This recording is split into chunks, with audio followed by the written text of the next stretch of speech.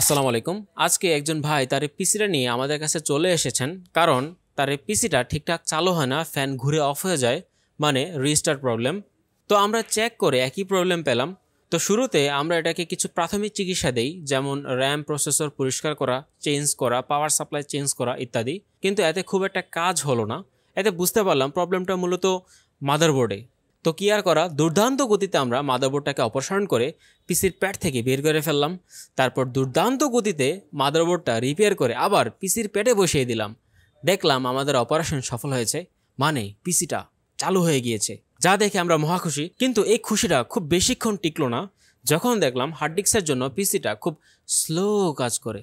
তো এই স্লো পিসির একটাই চিকিৎসা, সেটা হচ্ছে এসএসডি ইনস্টল করা।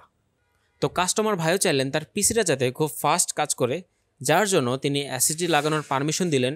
তো কাস্টমার ভাই রাজি হয়, আমরা পিসিটাতে নতুন এসএসডি লাগালাম এবং সেই এসএসডিতে নতুন জানালা 10 উইন্ডোজ 10 দিয়ে সাথে কিছু প্রয়োজনীয় সফটওয়্যার এবং ড্রাইভার ইনস্টল করে আমরা আমাদের সার্ভিসের কাজটি এখানেই সমাপ্ত করলাম।